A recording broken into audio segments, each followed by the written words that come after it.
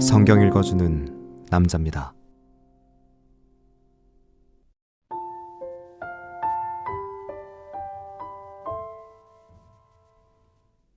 바리새인 중에 니고데모라 하는 사람이 있으니 유대인의 관원이라. 그가 밤에 예수께 와서 가로되, 랍비여, 우리가 당신은 하나님께로서 오신 선생인 줄 아나이다. 하나님이 함께 하시지 아니하시면 당신의 행하시는 이 표적을 아무라도 할 수 없음이니이다. 예수께서 대답하여 가라사대, 진실로 진실로 내게 이르노니 사람이 거듭나지 아니하면 하나님 나라를 볼 수 없느니라. 니고데모가 가로되, 사람이 늙으면 어떻게 날 수 있삼나이까? 두 번째 모태에 들어갔다가 날 수 있삼나이까? 예수께서 대답하시되, 진실로 진실로 내게 이르노니 사람이 물과 성령으로 나지 아니하면 하나님 나라에 들어갈 수 없느니라. 육으로 난 것은 육이요 성령으로 난 것은 영이니 내가 내게 거듭나야 하겠다 하는 말을 기이 여기지 말라. 바람이 임의로 불매 내가 그 소리를 들어도 어디서 오며 어디로 가는지 알지 못하나니 성령으로 난 사람은 다 이러하니라. 니고데모가 대답하여 가로되, 어찌 이러한 일이 있을 수 있나이까? 예수께서 가라사대, 너는 이스라엘의 선생으로서 이러한 일을 알지 못하느냐? 진실로 진실로 내게 이르노니 우리 아는 것을 말하고 본 것을 증거하노라. 그러나 너희가 우리 증거를 받지 아니하는도다.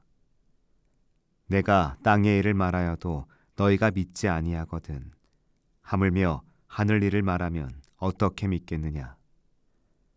하늘에서 내려온 자 곧 인자 외에는 하늘에 올라간 자가 없느니라.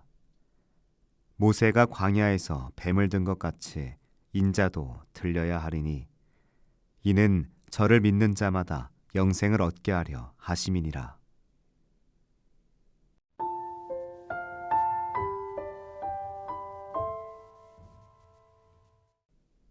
한 선배의 이야기를 종종 생각합니다.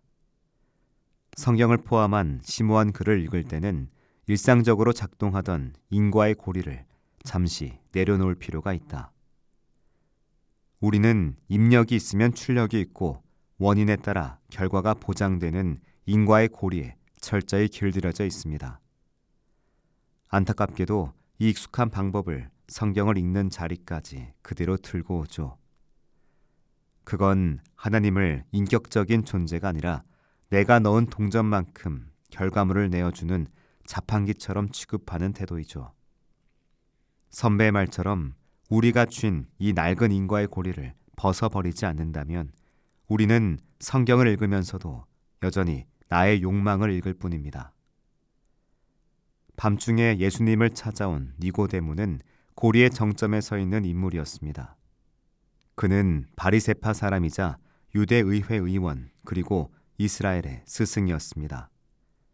그의 인생은 성실한 배움과 율법 준수 그리고 그에 따른 사회적 존경이라는 합리적인 결과물들로 축조되었습니다. 그가 예수님을 찾아와 하나님께서 함께 하시지 않는다면 아무도 이런 표적들을 행하실 수 없습니다 라고 말했습니다. 자신의 논리체계 안에서 예수님을 분석한 끝에 내놓은 최대한의 예우였죠. 그러나 예수님은 니고데모의 그 정중한 접근을 단칼에 거절하십니다.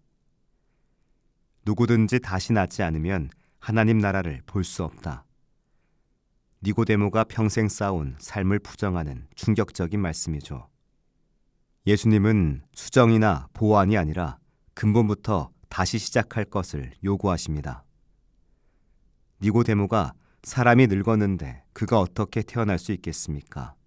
어머니 뱃속에 다시 들어갔다가 태어날 수야 없지 않습니까? 라고 되물은 건 결코 우둔해서가 아닙니다. 물리적 시간의 흐름과 생물학적 법칙이라는 인간이 결코 거스를 수 없는 절대적인 인과 법칙을 들이대며 저항한 것이죠. 그의 질문을 이렇게 바꾸어 말할 수 있습니다. 내 논리로는 당신의 말씀을 도저히 수용할 수 없습니다. 예수님은 그를 설득하기 위해 촘촘히 논증하는 대신 뜬금없이 바람 이야기를 하십니다. 바람은 어디서 시작되어 어디로 가는지 그 경로를 알 수 없다. 우리는 단지 나뭇잎이 흔들리는 걸 보고 뺨에 닿는 서늘함을 느끼며 바람의 존재를 경험할 뿐입니다. 성령으로 난다는 건 바로 이와 같습니다. 원인을 분석하고 경로를 예측해 결과를 통제하려는 인간의 시도는 결국 무력해집니다. 구원은 우리가 쌓아올린 공든탑의 꼭대기에서 주어지는 상급이 아니라 예측을 벗어나 불어오는 불강력적인 은혜의 사건이기 때문입니다. 니고데모가 여전히 어떻게 이런 일이 있을 수 있습니까? 라며 혼란스러워할 때 예수님은 광야의 노뱀 사건을 말씀하시죠. 불뱀에 물려 독이 퍼져나가는 사람이 살기 위해 해야 할 일은 해독제를 찾거나 상처를 도려내는 합리적인 처치가 아니었습니다. 그저 장대 위에 달린 노뱀을 쳐다보는 것, 그 터무니없이 보이는 행위가 생명의 길이었죠. 노뱀을 보는 것과 낫는 것 사이에는 그 어떤 의학적, 논리적 인과관계도 존재하지 않습니다. 오직 하나님의 약속을 믿고 고개를 드는 순종만이 있을 뿐이죠. 예수님의 말씀이 어렵게 느껴지는 이유는 여러 가지입니다. 워낙 우리와 시공간적으로 먼 말씀이기에 맥락을 몰라서 어렵습니다. 때론 의도적으로 수수께끼같이 말씀하신 탓도 있습니다. 하지만 더 많은 경우 주님의 언어가 난해해서가 아니라 우리가 이해해야만 믿겠다는 고집이 말씀과 우리 사이를 더 벌립니다. 주님은 우리에게 납득을 시켜주겠다고 약속하지 않으셨습니다. 대신 이해할 수 없는 십자가를 바라보라고 하십니다. 지금도 우리는 밤중에 찾아온 니고데모처럼 내 머리로 하나님을 다 파악하려 애쓰고 있는지 모릅니다. 그러나 신앙은 이해 끝에서 시작되는 모험입니다. 내가 세운 논리의 벽이 무너지고 도무지 앞뒤가 맞지 않는 것 같은 주님의 말씀 앞에 내 존재를 던질 때 비로소 우리는 흙으로 빚어진 육체를 넘어 바람처럼 자유로운 영의 생명을 맛보게 될 겁니다. 우리가 할 수 있는 일은 바람의 방향을 계산하는 것이 아니라 돛을 펼쳐 그 바람에 삶을 맡기고 항해를 시작하는 겁니다. 기도하겠습니다.